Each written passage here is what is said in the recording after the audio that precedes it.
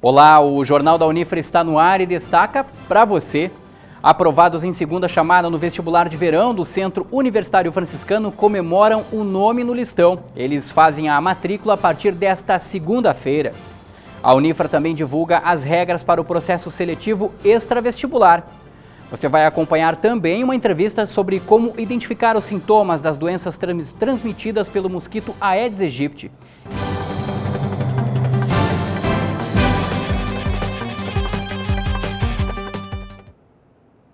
Foi divulgada nesta sexta-feira a segunda chamada do vestibular de verão 2016 do Centro Universitário Franciscano. A lista com os nomes está no site da Unifra. Quem traz mais informações sobre quantos são os aprovados e também sobre as datas das matrículas é a repórter Andressa Scherer. Olá, Andressa. Olá, Jareta. Um total de 315 selecionados em 15 cursos de graduação compõe a segunda chamada do vestibular de verão 2016 da Unifra. Assim como você falou, a lista completa com os nomes dos candidatos pode ser conferida no site unifra.br no link editais. As matrículas serão realizadas no dia 21 e também no dia 22 de dezembro. Lembrando que a data específica para cada curso pode ser conferida também no edital. Se o candidato está selecionado para comparecer no dia 21 de dezembro e não tiver como, ele ainda poderá realizar a confirmação da vaga no dia 22 de dezembro. O procedimento de confirmação da vaga continua o mesmo, com horário de atendimento das 9 da manhã às 5 da tarde, na Central de Atendimento ao Estudante, que fica no térreo do Prédio 2, no Conjunto 1 da Unifra, na Rua dos Andradas, número 1614. É importante que os candidatos estejam atentos à documentação. A relação dos documentos originais exigidos pode ser conferida no site unifra.br/vestibular. De acordo com a Divisão Especial de Registro e Controle Acadêmico, a DERCA, a terceira chamada do vestibular deve ser divulgada na primeira semana de janeiro. Bom, e depois de realizarem a confirmação da vaga, os candidatos podem aproveitar para descansar e aproveitar este período de férias. Afinal, a partir do dia 22 de fevereiro, quando iniciam as aulas, a rotina promete ser de muito estudo. Voltamos contigo, Jareta. Ok, obrigado, Andressa. E olha, daqui a pouco o Jornal da Unifra traz informações sobre o processo seletivo extravestibular. Agora, a gente retoma um assunto que nós estamos mostrando desde a última quarta-feira aqui na TV Unifra, que é o combate ao mosquito Aedes aegypti. Após exibir o trabalho dos agentes de saúde e também os cuidados para evitar a reprodução do mosquito, é hora de conversar com o médico infectologista e professor do curso de medicina da Unifra, Fábio Pedro, para esclarecer dúvidas quanto aos sintomas da dengue, da febre chikungunya e também da zika. Professor, seja muito bem-vindo aqui ao Jornal da Unifra. Obrigado, Gerardo. Professor, quero começar conversando com o senhor e a gente vai olhar a tela aqui para a gente tentar levar para o nosso telespectador, para quem nos acompanha no canal Quinzanet ou também no Unifra Online, que é o canal da TV Unifra no YouTube, sobre os sintomas de cada uma das doenças que podem ser transmitidas pelo mosquito Aedes aegypti. Nós temos 3, dengue, chikungunya e zika vírus. A dengue, professor, os principais sintomas o pessoal também está podendo ver na tela. A característica principal da dengue é a presença de febre, tá? Diferente das outras arboviroses, a chikungunya, a zika, que tem o mesmo vetor, a dengue, a presença da febre é muito comum em 80% dos casos. Dor de cabeça, mal-estar, um quadro de prostração intensa, dores no corpo, né? As outras doenças são bastante similares, mas o que chama atenção na chikungunya são as dores articulares. A gente não encontra uma febre com uma frequência tão alta na chikungunya. Sim. E na zika, a peculiaridade especial da zika é que até 18%, 20% dos indivíduos apenas terão febre, né? Então, um dos sintomas mais importantes de reconhecimento da zika, além daqueles sintomas de mal-estar, queda do estado geral, dores no corpo, dores musculares, é conjuntivite, o olho vermelho e algumas lesões de pele com coceira. Até porque, professor, a dengue é uma doença, de certa forma, que já é bastante conhecida, né? Do público, seja do sul do país, enfim, de todo o Brasil. Mas agora a febre chikungunya e também o zika vírus, recentemente são situações que estão aparecendo principalmente aqui no sul do Brasil. Quando o senhor se refere a dores nas articulações, isso envolve, por exemplo, no caso da chikungunya, joelhos, as mãos, é isso? Joelhos, mãos, e a dor é bastante intensa. Sim. Isso é uma peculiaridade da chikungunya. Não que nós não possamos encontrar dores articulares nas outras doenças, Sim. mas é um sintoma mais preponderante na chikungunya. Sim. Ao passo que na Zika, o que tem de diferente entre uma entidade e outra, na Zika, é a lesão ocular. O olho vermelho. O olho vermelho. Mas qual a chance, por exemplo, professor, da pessoa daqui a pouco desconfiar de que está apenas com uma conjuntivite e não propriamente com o Zika vírus? A conjuntivite a gente só tem o olho vermelho, né? Só o olho vermelho. Na chikungunya, por exemplo, nas outras arboviroses, o paciente está repleto de outros sintomas. Mal-estar, dor no corpo, pode ter ou não febre, pode ter ou não dor de cabeça. Então, os sintomas são de todo o organismo, não só manifestação ocular. Perfeito. Bom, tudo isso que a gente está conversando, professor, é causado exatamente por esse mosquitinho aí, ó, o Aedes aegypti, né? Que as pessoas têm que ter muito cuidado. Para a gente passar uma informação, professor, ele tem exatamente esse tamanho, a gente até...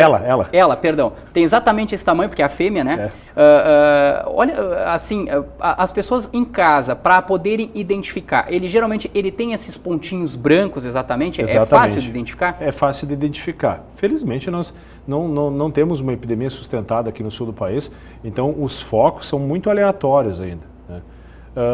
Ela tem hábitos que a gente sabe que são hábitos mais vespertinos, do final do dia. Sim. Tá? E a predileção pelo sangue. O ambiente também favorável para o desenvolvimento da mosquita dela, da menina aí, da fêmea, é o calor, né? Então, uma das medidas ambientais é um bom controle de climatização dentro do seu domicílio, do seu apartamento, fora o controle da água, né? Sim, perfeito. Bom, aí a gente faz também relação do Aedes aegypti com as outras doenças que a gente acabava de mostrar, professor, e surge aquela situação relacionada principalmente ao Zika vírus, né? A gente sabe que, por exemplo, as gestantes elas têm que ter um cuidado muito grande, principalmente nos 3 primeiros meses de gestação, porque se alguma delas acabar sendo picada pela fêmea do mosquito Aedes aegypti, pode, consequentemente, vir a ter o problema da microcefalia. É isso, professor? Seu bebê, exatamente. A Zika entrou, então, no nosso país há menos de 1 ano. Na América, nós tínhamos a Zika na Ilha de Páscoa, mas fora do continente americano, pertencendo ao Chile. Sim. Depois, a gente teve a Zika na América Central, no Caribe, Colômbia, Venezuela, Paraguai, e agora esse advento no nosso Nordeste. Sim. É uma doença que veio da África, veio de alguns outros continentes e nos chama a atenção, então, esse fato recente que até sábado passado nós tínhamos registrados quase 2.500 casos. Em todo o Brasil. E mais de 90% desses casos do Brasil no Nordeste. No Nordeste, perfeito.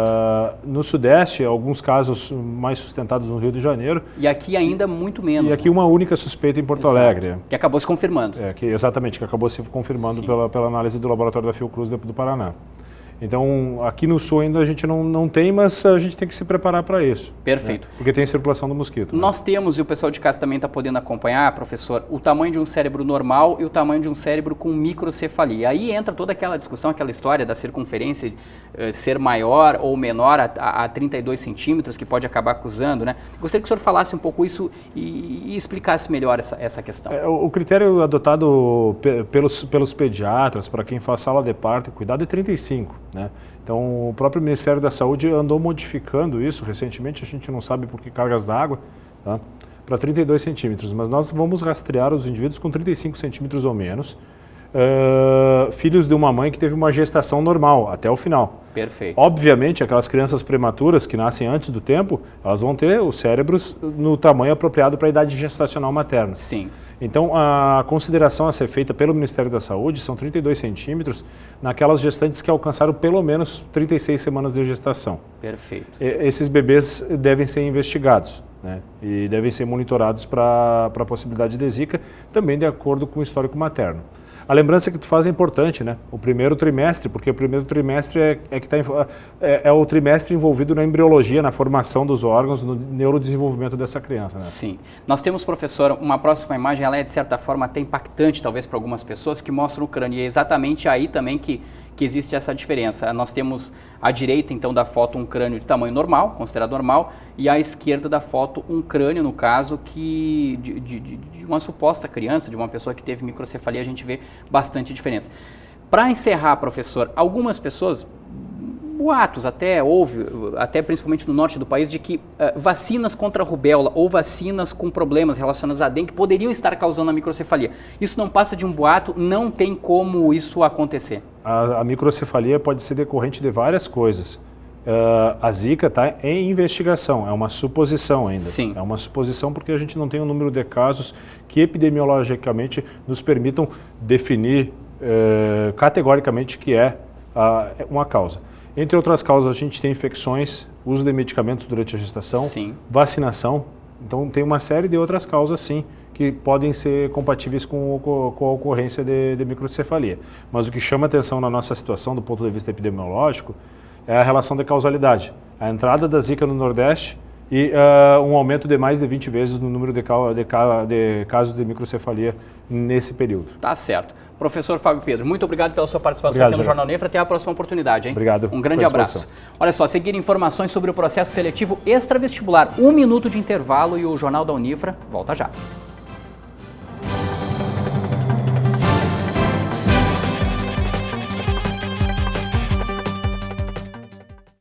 Já faz um ano que estamos aqui.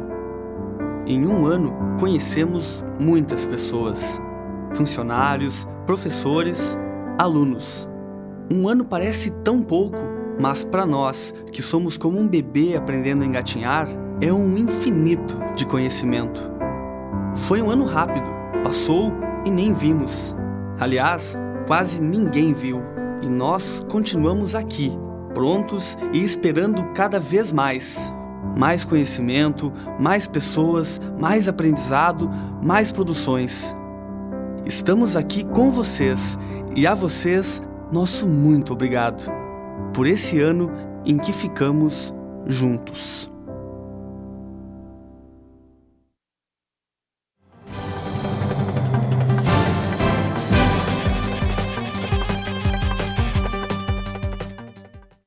O Centro Universitário Franciscano divulgou o edital para o processo seletivo extravestibular. É mais uma oportunidade a quem não conseguiu a aprovação no vestibular, tenha sido ele feito na Unifra ou em outra instituição de ensino superior. Santa Maria é considerada um polo educacional, tendo em vista que atrai estudantes de todo o Rio Grande do Sul e de outros estados. Com uma trajetória de 60 anos dedicados à formação de qualidade, o Centro Universitário Franciscano foi a primeira instituição de ensino superior na cidade. Hoje, a Unifra conta com cerca de 6 mil estudantes em 33 cursos de graduação. São disponibilizados ainda cursos de pós-graduação nas diferentes áreas de conhecimento. Nós temos professores bem qualificados, com mais de 90% do corpo docente são doutores e mestres. Temos uma infraestrutura moderna, atualizada e uma biblioteca que tem um acervo também, eu diria, um acervo invejável, tanto do ponto de vista de revistas, né, de periódicos, quanto também de livros, sem contar também os nossos laboratórios que têm equipamentos de primeira linha. E a sua localização também, uma localização central, que facilita também o acesso ao estudante de modo bem rápido e fácil. Entre os cursos da área de Ciências Tecnológicas ofertados pela instituição está o de Física Médica. A duração é de 4 anos e meio e as aulas ocorrem no turno da noite. Para quem procura um segmento inovador e em expansão, o curso pode atender às expectativas. O profissional é capacitado a atuar nas áreas de radioterapia, radiodiagnóstico e medicina nuclear. A procura por físicos médicos é grande e tende a crescer ainda mais, em função da compra de novos equipamentos para o tratamento do câncer no Brasil. Com o aumento dos casos de câncer, o governo federal está investindo na aquisição de 80 aceleradores lineares. Alguns já estão instalados, mas pretende-se instalar todos esses aceleradores lineares agora nos próximos anos e com isso vai ter uma carência desses profissionais na área. Para fazer o tratamento com radioterapia, o paciente precisa fazer um exame médico. Então, cada centro oncológico que vai ter o seu serviço de radioterapia vai precisar ter também um radiodiagnóstico. Para quem tem o sonho de ingressar no ensino superior, a Unifra está com uma nova oportunidade. É o processo seletivo extravestibular. Além do curso de Física Médica, estão sendo ofertadas vagas para outras graduações, nas 4 áreas de conhecimento. São todos aqueles candidatos que prestaram vestibular aqui na nossa instituição, no Centro Universitário Franciscano, e que foram classificados, mas não selecionados. Também poderão fazer parte, participar desse processo, os candidatos que prestaram o Enem 2014, 2015, e também aqueles candidatos que prestaram vestibular em outras instituições de ensino superior, desde que tenham nota de aprovação. A partir daí, nós vamos padronizar as notas, então, de 0 a 10, e a classificação dos candidatos será em ordem decrescente de notas. Nós vamos classificar enquanto tiver vagas, né, desde que esse candidato tenha o seu processo seletivo validado na instituição que ele fez, não tenha zerado a redação e também não tenha atingido a pontuação mínima que a instituição exige, né? Para os candidatos que prestaram o vestibular de verão da Unifra, a exigência para participar do extravestibular é de que tenham acertado no mínimo 13 questões na prova. Já os que realizaram o Enem 2014 ou 2015 devem ter alcançado o mínimo de 400 pontos. O período de inscrições inicia no dia 18 de janeiro e se estende até o dia 4 de fevereiro. O período de matrículas para os aprovados será de 17 a 18 de fevereiro. Para conferir os cursos ofertados e obter mais informações sobre o processo seletivo extravestibular, basta acessar a página unifra.br no link Editais. As aulas iniciam no dia 22 de fevereiro. E exatamente como a Andressa acabou de falar aí, você pode conferir a lista completa com todos os cursos oferecidos no processo extravestibular no edital publicado no site da Unifra. A seguir, o Jornal da Unifra faz um intervalo de 1 minuto e já volta. Antes, a previsão do tempo para o fim de semana.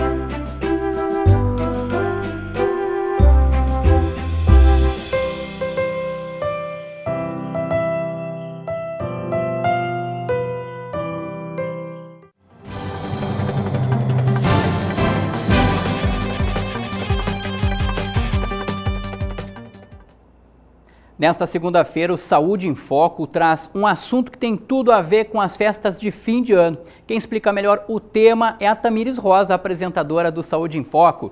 Olá, Tamires! Olá, Gereta! Hoje o Saúde em Foco veio até os estúdios do Coma Bem. Nós vamos falar algumas dicas para as festas de final de ano, para as pessoas que vão se alimentar, não exagerar na dose, tanto da comida quanto da bebida. Acompanhe o programa, ele vai ao ar às 19 horas aqui, no canal 15 da NET, logo após o Jornal da Unifra. Eu espero todos vocês. Até logo mais! O Jornal da Unifra fica por aqui. Você também pode acompanhar a nossa programação no nosso canal do YouTube, o Unifra Online. Eu reforço mais uma vez para você, né? Vamos cuidar, vamos tentar mandar para bem longe o mosquito Aedes aegypti e a gente não correr nenhum risco de dengue aqui em Santa Maria e também na região, tá bom? Um grande abraço a todos, um bom fim de semana. Até mais!